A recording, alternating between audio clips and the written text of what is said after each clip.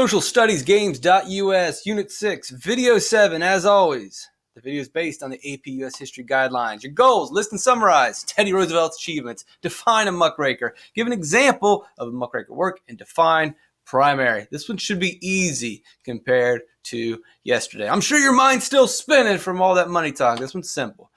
The government, the president, Teddy Roosevelt, Theodore Roosevelt, very interesting character. We are going to basically focus the entire lesson, for the most part, on Theodore Roosevelt, his achievements, maybe they're not achievements, his actions, his policies, which is kind of fun because we just went over a video where we said, these presidents are worthless. And then we're going to follow up with a video where we actually talk about a president having a major impact on society. And he will come up with a square deal. And there's a whole bunch of GIFs. There was this guy a couple years ago at the soccer matches that would dress up like Teddy Roosevelt, whatever. And then you've seen him in movies as well. I guess that's Night at the Museum. So there's a lot of Teddy Roosevelt stuff out there. People love Teddy Roosevelt, and you'll see reasons why that you're probably going to like Teddy Roosevelt. But as you usually know, that if someone is really good and everyone loves him, then it's going to be my job to try to change your mind and say, well, not so fast. Maybe you're wrong. If everyone is telling you that Theodore Roosevelt is the greatest president of all time, then there's probably something fishy there. And I'm going to do my best to try to show you all sides of it because it's propaganda. Or maybe it's not propaganda, whatever. The square deal. A square deal is a fair bargain or treatment. And that is his proposal. That is his campaign promise to the American people. A fair bargain. And that sounds pretty reasonable considering we have just studied the Progressive Era or the Gilded Age or the era of the robber barons where the rich, the wealthy, the industrialists, the banks, the railroads, they are making a lot of money, and the people, the immigrants, the farmers are struggling, suffering, having a hard time making ends meet. We talked about the Panic of 1893. Fairness is this word that's always floating around in social studies, and so once you throw that fair word out there, it's going to set off alarms and bells and buzzers, and you're like, uh-oh, here we go. We're going to get in something because what's fair to me may not be fair to you. So who are we talking about? Fair to whom? We're talking mainly fair to the citizens. So the first thing that he does is he wants to protect the environment. This is kind of crazy. Today, well, even today, there's a lot of politicians that don't even care. It's not a big issue. They're not going to talk about it.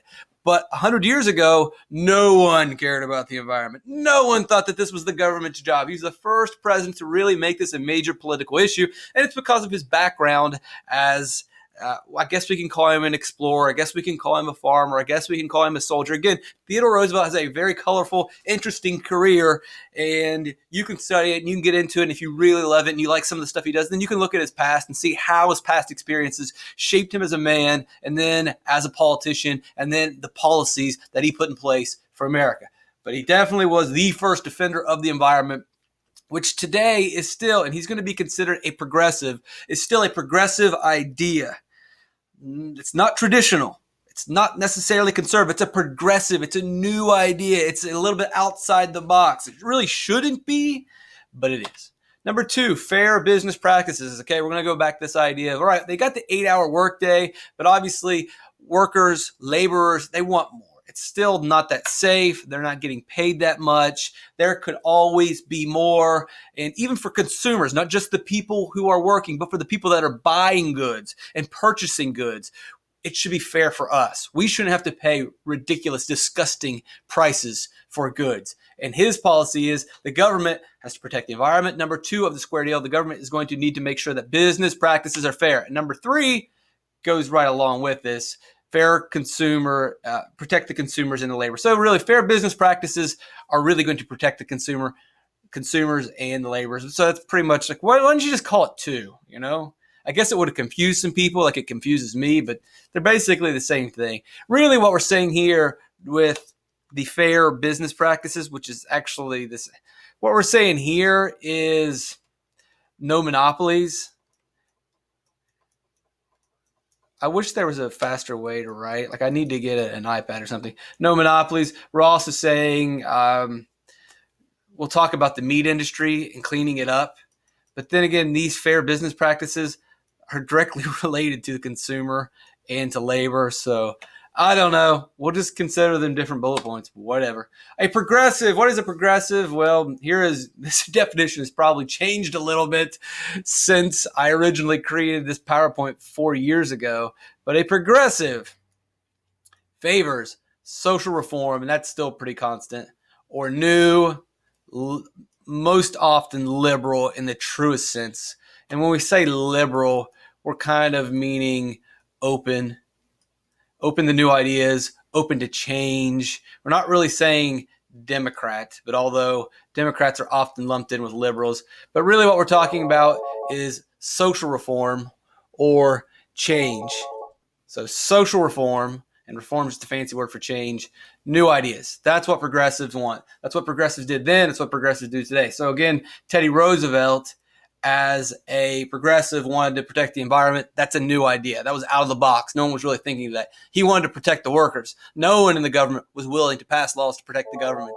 No one was willing to pass laws to protect or to shut down business. Those are very progressive ideas. And today you have politicians that are progressive as well. Obama could be considered a progressive in some of his views, although I don't think I would still consider him a progressive anymore. Maybe in that he tried to tackle the healthcare industry, although he never really did it. But one of the interesting things here is a progressive can be a Democrat or a Republican. More often today, your progressives are going to be Democrats, but Roosevelt was a Republican. He was a conservative with progressive ideas, I suppose. You can really, we're not saying it has to be on the left or on the right. It's simply someone who favors social change or new ideas that we're not talking about. That is a progressive. You may be a progressive. So here are the parks.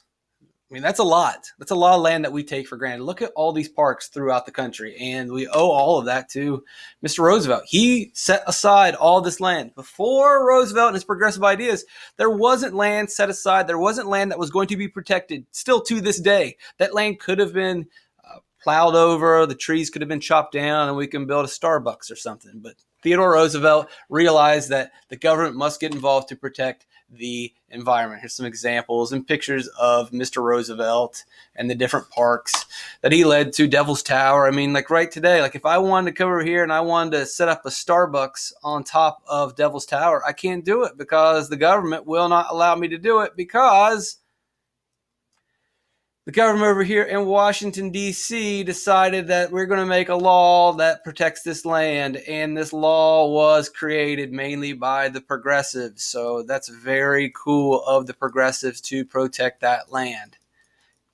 And thank you, Teddy Roosevelt.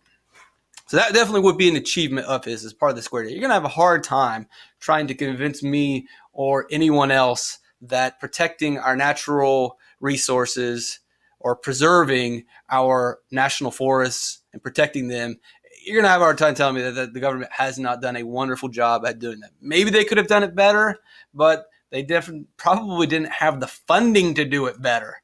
Maybe we should fund our national parks a little bit better. I don't know if you ever listen to the radio. Of course you don't. But every once in a while they come on there and they're begging for money. They do commercials. That's pretty sad when our national parks have to ask us for more money because the government won't give it to them. That's the way it is. So more of Teddy Roosevelt's progressive achievements. Here we are talking about his, this would be number 2 in that promise that he made to the American people about fair. There's that word. I hate the word fair, by the way. Don't use the word fair around me if you're one of my students. It is a ridiculous word. Don't use it. But Teddy Roosevelt wants fair business practices. Fair for who? Fair for the consumers, fair for the labor, fair for the owners, fair for the investors, fair for the government. What's fair for the consumer or the laborer is probably not fair for the investors, probably not fair for the business owner. Sorry, but that's just the way it is. That's social studies, right? So he wants fair business practices, and in here you're going to see that looks like a railroad, and what he is doing is breaking up the railroad monopolies, but also regulate. There's your progressives love that word, regulate. Wants to regulate the railroads and prevent them from charging unfair, there's that word again, fair rates for consumers or people trying to ship goods or people trying to ride the railroad. And here you go. He is wrestling, and this is a political cartoon to show you that he's fighting against the evil, terrible railroads. In this example, we have Roosevelt, and it's playing off of his legacy and his history as an outdoorsman and as a hunter. And here you see he has slayed the bad trust, which I believe this is a bear. I hope this is a bear. Sometimes I look at this and I think this is a monkey, which that's a mammal that we probably shouldn't kill. But I guess a bear, and these are baby bears too, but I guess that's because he is famous for saving the life of a bear, I believe. I'm not super familiar with all the stupid Teddy Roosevelt stories, but I believe he spared the life of a bear, and then they started selling this teddy bears. You may have heard of a teddy bear. Well, that's named after this guy right here. And so that's probably why they got the bear. But anyway, he kills this bear because it is a bad trust. What is a trust? A trust is a monopoly. What is a monopoly? We've talked about this before, but a monopoly is when you control all of one product. There is no competition. You own all of it. We talked about John D. Rockefeller, not Nelson. I said Nelson in the video before. I apologize. But when you record these videos and you're just saying stuff, you make mistakes. It happens. I'm not infallible. Anyway, John D. Rockefeller had the Standard Oil monopoly, controlled basically 95% of the oil refineries in America. So if you wanted to refine your oil, you had to go to him. And that meant you had to pay his price, whatever he was asking, or else you couldn't get your oil refined. You could not he basically controlled the fuel supply. And then you had Carnegie, who had a monopoly of steel. And you had various other monopolies during this time. And so what Mr. Roosevelt is basically doing is saying, I'm going to shut these down. These are bad trusts. These hurt the consumers. He wants fair business practices, no more monopolies. And so he made sure he passed laws and enforced laws to make sure it happened. Now, you have some good trusts. We'll talk about those at another time. But those are government utilities most of the time, or government-based monopolies. But really what we're focusing on is shutting down the bad trusts. That is part of his square deal, which is kind of humorous because this progressive, Teddy Roosevelt, he ran a business, check, it failed. So then he gets a job in the government and tells everyone else how to run their business. Wait a minute. You ran a business and you were terrible at it, so then you run off and get a job in the government so that you can tell me how to run my business? Wait a second. You don't know anything about business, dude. And we're talking about, he's mainly running Western farms and doing stuff out west with cattle and whatever it was. It failed. He was born rich, went to Harvard, went to Columbia University, became a lawyer, tried to go out west and run a business, tried to be an adventurer, fails, so then he just gets a job with the government and then tells other people how to run their business. This would be the argument against Teddy Roosevelt. And here, let me pull out the text here from Thomas Sowell on it. This is Teddy Roosevelt when he was nominated to run for the Progressive Party in 1912. So this is a little bit further into the future. And this is what he was quoted saying when he was nominated by that party. Whenever in any business, the prosperity of the businessman is obtained by lowering the wages of the workmen and charging an excessive price to the consumers, we wish to interfere and stop such practices. And that's exactly right in line with the square deal, right? He wants fair practices. He wants to help the consumer and the laborer and tell business how to run their business. Well, that's interesting, Sowell writes, by saying, in other words, he, the third-party observer, usually without any business experience, like Theodore Roosevelt, with no successful business experience, can somehow determine what prices are excessive and what wages are too low, and make their uninformed beliefs determined the law of the land. Isn't that funny? Without any business experience, without successful business experience, they know. He knows when wages are too low. How? He knows when prices are excessive. How? How do you know? Again, this goes back to the video before when all of a sudden we just assume that because someone is wealthy and someone is rich and they are successful, we gotta be haters. What is the deal? Look, they're rich and they're wealthy. They must be up to something. They're doing something wrong. It's probably because they're cheating their employees. Is it? I mean, so I look at every business in America. When I see guys that are successful, they're all cheating their employees. And they're all sticking it to the consumer. Every one of them. Well, if everyone was if someone's sticking it to the consumer, me, if I feel like I go somewhere and they're charging me too much, I stop going there. And eventually they'll go out of business or they'll lower their prices. Funny how that works. If there's a couple pizza places that I feel like, your price isn't, I think I'm paying too much. I'm not coming back. And if enough of us believe that, then it probably is true. It's not just my crazy idea because I'm so frugal and I'm a cheap wad, tight wad. If it's just me, he'll stay in business. He'll be fine charging his pieces at his price.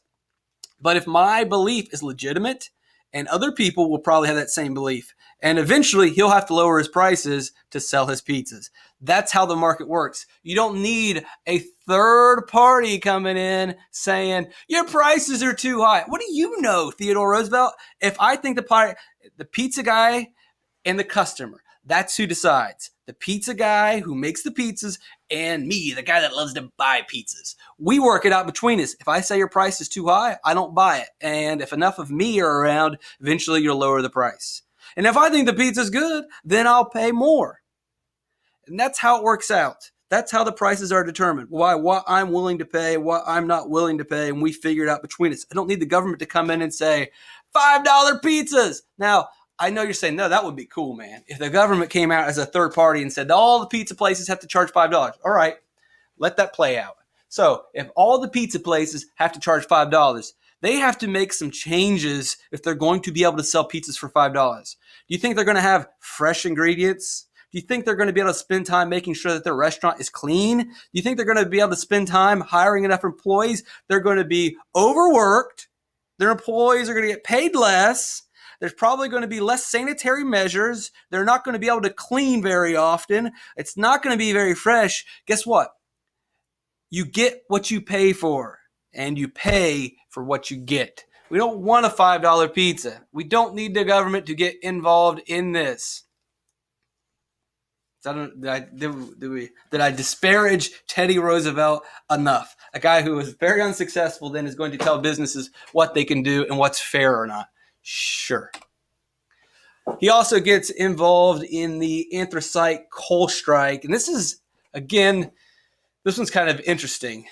You're going to see here, like, wait a second. There's the boss, and that looks like the worker, and it looks like the worker is winning. But wait a second. These guys are frowning. And I told you about the frowns. I can't find pictures of union workers happy. Let me quickly draw some smiles on these guys' face, because this is one where the workers win. Uh-oh. Who is that guy? Oh, that's Teddy Roosevelt. And then this represents the coal strike. And he's shutting it down. And it's like a monster. And he's beating the monster. Roosevelt's biggest game. Well, it's not really a monster, because remember, he's a hunter. They have to play off this. The political cartoons are always playing off of his history and who he is. Well, actually, here we go. This guy kind of looks like he's smiling a little bit. And this is one where Teddy Roosevelt gets involved. Now, in the past, remember, the presidents who were not progressives, who were not looking for fair practice, who were not fighting for consumers and laborers, the boss always won. Remember, the boss always won. Now you've got the mine owners, they get locked out. And what ends up happening is the workers get a 10% raise. What? Thank you, Ted. Thank you, Ted. And then what else do they get? A 9-hour workday, which is less. You're like, oh, that's a lot. Well, that's actually net less than what they were working before. So that's also a win. So the president sides with the strikers. He's on team labor and helps them out. So you got to be excited about that, right? That's great. That's awesome. A president fighting for the people. Sounds like a populist more than a progressive. Well, it's a little bit of the same. Now, the only thing I want to say about that is, again, this is a third party. Why should the government determine what your wages are? Now, I understand the hourly rate. That kind of makes sense. I get that. But the fact that the government said, nope, these guys get a wage increase, I don't know. Oh, no. We'll talk more about that in a second. Again, Mr. Roosevelt is going to get involved. So he says, no, unfair. There's that fair word again. Rates. We've talked about this since video 1, where the railroads, if you control the railroads, if these are your railroads, then you determine the price. It's your railroad. It's not a public road. If you want to get in my railroad car and get on my railroad track, then you got to pay my price. Well, the government, and that's between the railroad owner and the passenger. And if I think the price is too high, then I don't ride. No ridey. I'll put righty. That's how it works. It's between him and him. But here we go again. The government, and this is a progressive policy then, and it is a very much what the progressives believe now, that big government is going to get involved and save the day and be the third party negotiator and determine what is F to the A to the I to the R. They're going to determine the price instead of letting the market decide, is the price too high or is the price too low? No, the government is going to set their own rates. So one side, sure, progressives would say, this is great that we finally have a government that is looking out for the people. And that is true, because it did seem like in our previous videos where the government was always helping out the fat cats, always determining who they were. Now it's switching over and the government is helping out the people. That's fine. But that was never the problem if you're really paying attention. The problem was not that the government was always siding with the rich guys. That was not the problem, although a lot of people perceive it as, oh, it's not fair. The government's always choosing these guys. The problem is the government is choosing. The government should not be involved. Stay out of it. If the prices are too high, then we need to build more railroads. That's what we need. And as you create a higher supply of railroads, the price will drop. Let the market determine. And if no one wants to ride, the demand will drop. And when demand drops, price drops. You can't even read anything on this crazy screen anymore. Yes, if demand goes down, then price goes down. If people refuse to ride, no righty, then he's got to lower his prices. Let the market decide. The government should not pick the winners and losers. When most people study the Gilded Age and this era of robber barons, they always, because of the fact that we call it the robber barons and we call it the Gilded Age, we get this false belief. It's a major fallacy to say that, well, the problem is the government always sided with this guy.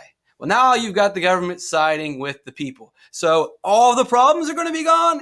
You would be crazy to think that this is going to solve all the problems. The problem is not the problem. This is not a problem. The prices are not the problem. The prices are not the problem. I'll say it again. The price is not the problem. We can work that out. You know what the problem is? It's the government. This is not what they need to do. They do not need to be involved in this one. Sit this one out, government. Losing, so he loses. All right, well, great. Let me show you some more in-depth examples of these issues. As always, I have a firm belief, and you should have a firm belief, I understand that some people just deep down, instinctively, they have their beliefs of what should be and what they want. And just because you wish something doesn't mean it will be so. And just because you want something to be so doesn't make it happen. That your desires and your dreams, it's great to have those, but that does not make them a reality. And instinctively, you may believe in something that's right or wrong. But I need you to also realize there are scientific facts. There are laws. Things that it doesn't matter whether you believe in them or not, and whether you think that they're right or wrong. They are always going to exist, and you need to accept them. And they are that when demand goes up, meaning when people really want something really bad, that price will go up. And you have seen that. If tomorrow they release a 3D, or what's that movie, Ready Player One in the book or whatever, if they release a virtual reality system where it is pretty much real and you are living in another life, the demand for that will be ridiculous and the price for that will be ridiculous. And that's still true today. If you want to buy one of those virtual reality headsets like Oculus Rift, and I have no idea how to spell it, I'm going to guess it's Oculus Rift. The demand for those is still pretty high. It is living another world, and so the price is high. Now, meanwhile, the demand for things goes down. No one wants a fidget spinner. Don't care about them anymore, and that's why, as I mentioned in the video before, you can get them for next to nothing. You get them in the 25-cent machine in the grocery store. Supply, another law that you cannot run from. When the supply of something is low, the price is up. The easiest one to remember is the G to the O to the L to the D. Gold. Not a lot of gold in this world. It is very valuable. There are plenty of other rare metals. There are plenty of other things that are super rare that become very expensive. Whatever it is in your mind. If it's some sort of specific shoe that helps you understand, if it's gold, whatever. And then when supply of something is really high, its price goes down. Remember silly bands? Remember those things? Even when they were still kind of popular and the demand was still kind of high, their price was pretty low because the supply. They just came in a bunch of bags because it was literally just a piece of rubber. It was a little rubber band. And the supply of them was really high and you get them for almost nothing. Now this is what the progressives want. They want to take these laws that I say that you have to agree and live by, and they say, nah, government determines price. Government determines price. Nah, government. Government determines prices.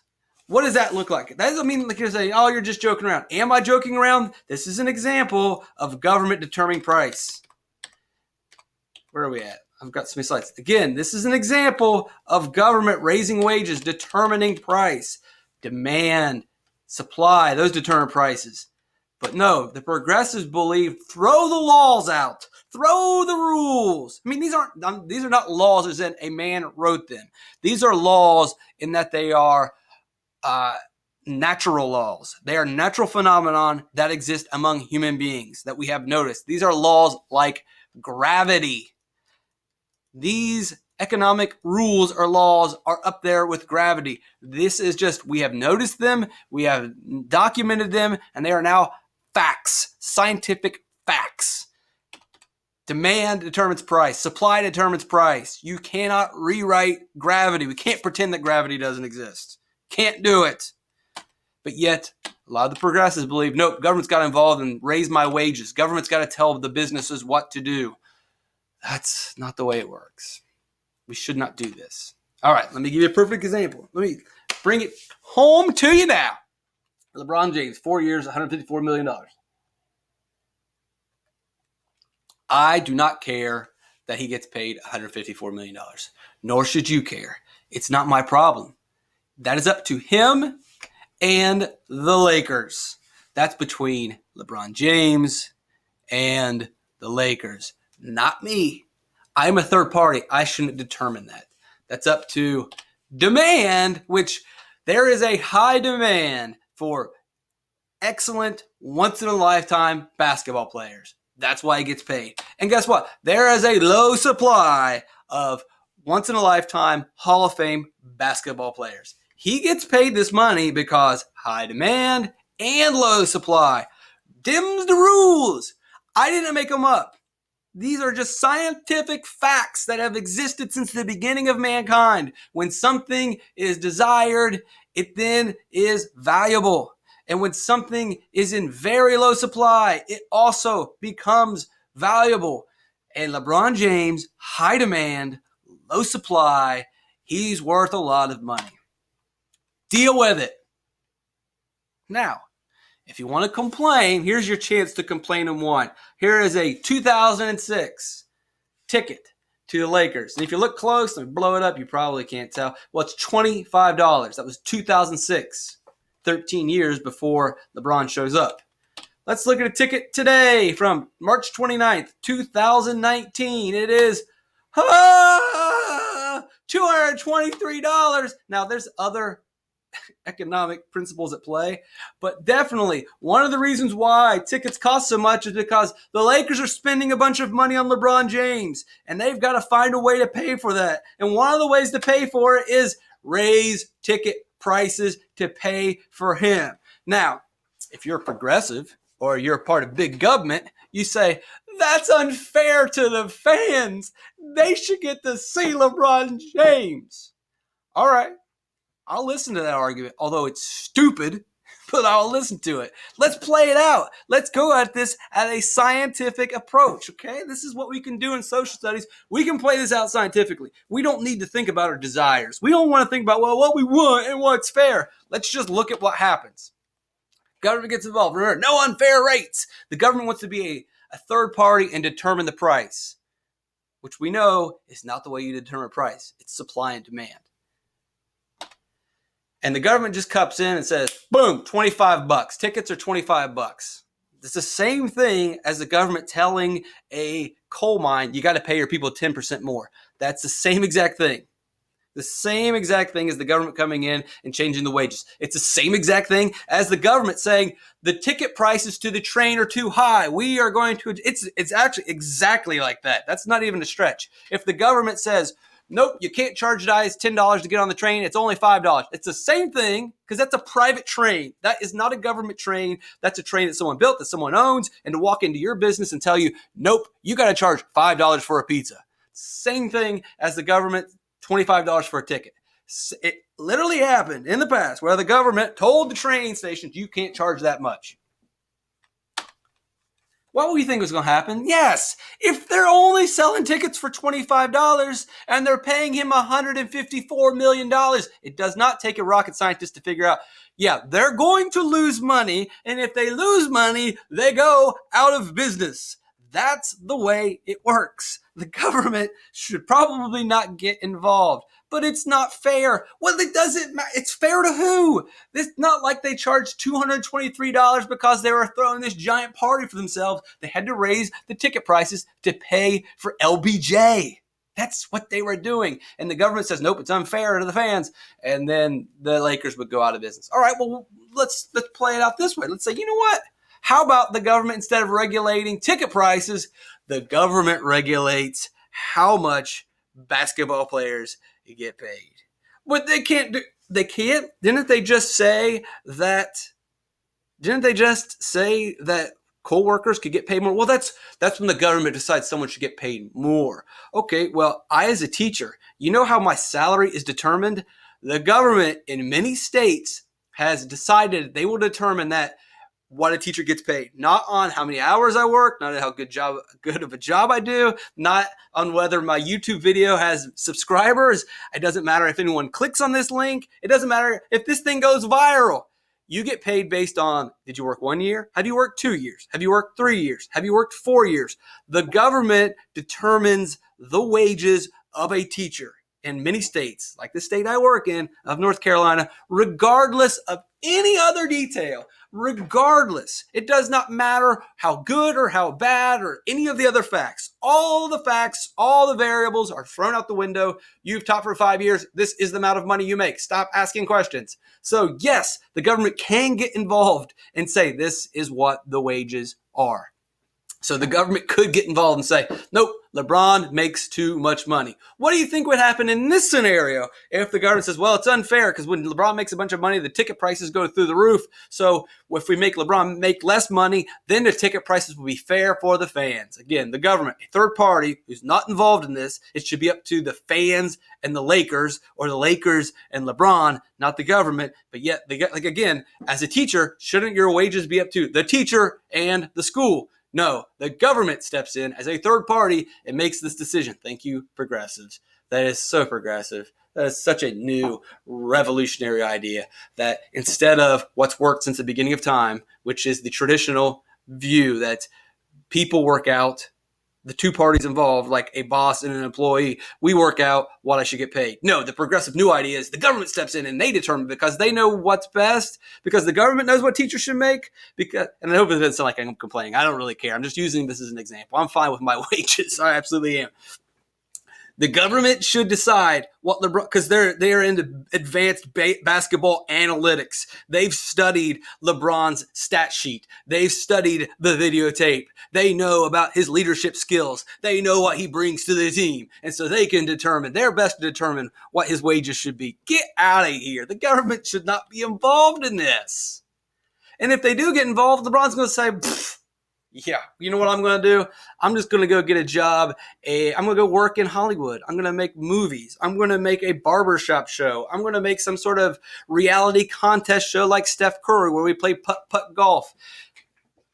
That's what he'll do because he's free to choose, and he'll be pushed out of basketball because the government's getting involved in things they shouldn't get involved. But if the government stays out of this, then we'll figure it out all on our own. No government. Boom! So if you know anything about Teddy Roosevelt, the Washington Nationals have him as a mascot, and he always loses. They finally let him win, but so this is just examples of Teddy Roosevelt, of me, Mr. Dietrich, serving Teddy Roosevelt and saying, come on, man. Now, typically when you listen to a social studies lesson, it's going to be, man, look at the progressive hero, Teddy Roosevelt, and all of his achievements. You very rarely are going to get someone that says, no, these things that he did aren't good. You can look at it from both sides. You can say, yes, he's fighting for labor, but you can also say, maybe the government shouldn't get involved. It's up to you to decide. You really don't have to choose. As I've told you before, there's never a right answer. You can see both sides of this. It's best to understand all the sides. You can't really win. I'm sorry, this is not another class where you do a mathematical formula and there's an exact answer. This is not science where there's an exact definition and there's an exact rule. Social studies is mainly just not messing up all that much. As we said before, there are no solutions, only trade-offs. And you want to try to pick the best, worst answer. The meatpacking industry. At the turn of the century, pretty nasty, messed up stuff was going on. Was not regulated by the government. The government was staying out of this and let them, the meatpacking industry, mainly in Chicago, was allowed to do their own thing. And unfortunately, that's mold right there, by the way. I don't know if anyone ever really notices that's mold. And this is not like psilocybin. This is just mold. This is gross, nasty stuff. That is not good fungi. Here's another example. I don't know. I mean, I've never watched Ratatouille, but I don't know. I don't want rats messing with food. Anyway, so that was happening. Upton Sinclair ends up writing the book The Jungle because he wants to expose the meatpacking industry. Right? Like you've seen the guys on TV saying, tonight at 9, you find out what's really in your meat. Huh? What is really in my meat? Tell me or don't tell me. Does this mean I'm never going to be able to eat meat again? So Upton Sinclair writes this book and wants to expose the meatpacking industry. But what he really wants to do is he wants to call attention to the struggling immigrants, and he wants to push the country towards socialism, saying that these are the best answers. We need to take care of our immigrants. We need to take care, we need to become a socialist nation so that we're all equal. That's what the real point of this book is. Meanwhile, the country's like, we don't really care about this. Shut up already. But we are interested in this because what's in my meat? Am I going to die tomorrow? What's going on? So he kind of fails to achieve what he's going after, which is socialism and talking about the plight of immigrants. But he does have some success in showing people about the dangers of the meatpacking industry and how it's very unsanitary. And that leads to government action. And we have now the Food and Drug Administration, and our food is clean. It's going to be hard to argue against progressive Teddy Roosevelt on this one. This is a win. This is good. Businesses are not infallible. They make mistakes, and sometimes they are greedy. And in their greed, they cut corners, and they create unsanitary, unsafe working conditions. So now we have the FDA, and although the FDA is not without its own faults and failures, but they try their best, and they try to keep our beef safe and our meat safe. So thank you, FDA and USDA, and those are government agencies. That's good government regulation. And here's a political cartoon of old Ted Roosevelt cleaning up, investigating the meatpacking industry, alerted to us by Upton Sinclair. And Upton Sinclair would be considered a muckraker. What is a muckraker? It's a journalist or an author that exposes scandals, corruption, and injustice. We have a lot of those today. Stirs things up. But back then, we didn't really, this was kind of a new thing to call attention to problems in the country. So Upton Sinclair, he is a muckraker during the progressive era. We'll talk about a couple more of those guys. So again, like Action News Tonight. Find out what's really going on at whatever this place is. It's a hidden camera, man. You're basically spying on this dude. That's not very cool. Unless, of course, you capture something really bad that's happening. So, anyway, 91 degrees. Hot day today. McClure's Magazine is a magazine where you could find the stories that were written by the muckrakers. Here, obviously, you're going to talk about the horrible stuff that happens in coal mines, and this one talks about probably the railroad industry and how they are unfair business practices. Stop with the fair word. Muckrakers, again, so another famous one is going to be Ida Tarbell, and Ida Tarbell is going to tell us about John D. Rockefeller and his monopoly and his unfair, let's say unscrupulous business practices. And she exposes that to the country. The country gets upset. The country talks to the government and says, we need a change. And the government passes a law and eventually will break up his monopoly. Thank you, Ida. She's a muckraker. Jacob Riis. He will go around New York City and the tenements and take pictures of the terrible, the squalid living conditions. That's bad. That's bad. And obviously that's bad. Now, so he exposes this and then basically calls to attention. The government's going to fix it. Unfortunately, what can the government really do about this? What's the government? The government's going to say, all right, well, you got to clean it up and you got to have regulations. And what ends up happening is a lot of these people are going to have to get kicked out because when you force regulations on tenements, there was probably 15 people living here. And then the government's going to say, well, it's not sanitary for 15 people to live here. Only 4 people can live here. So 11 of those people are going to go out on the street.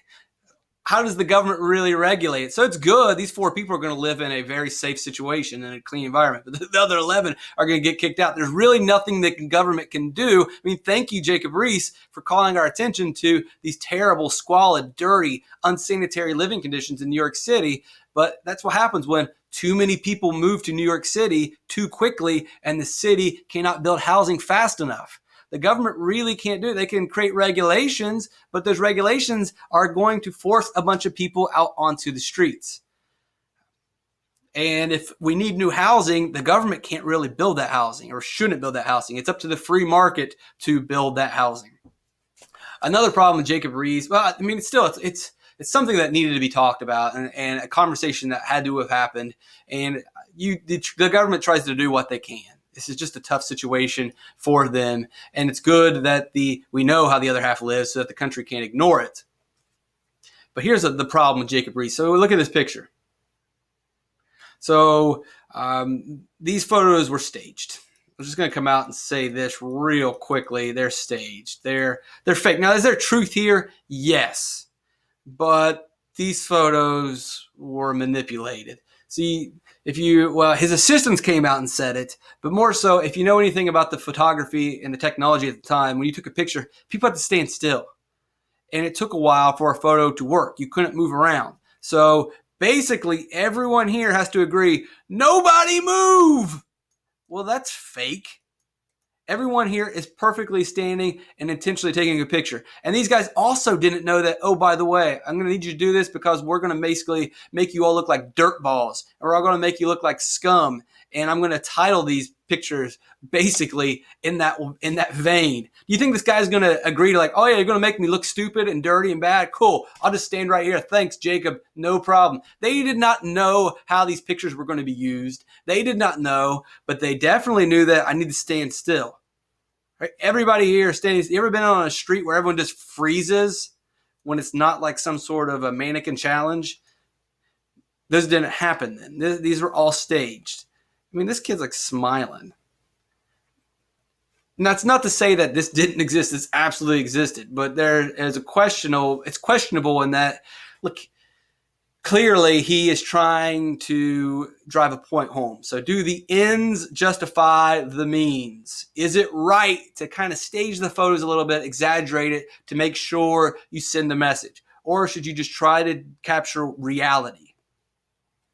That's up to you to decide.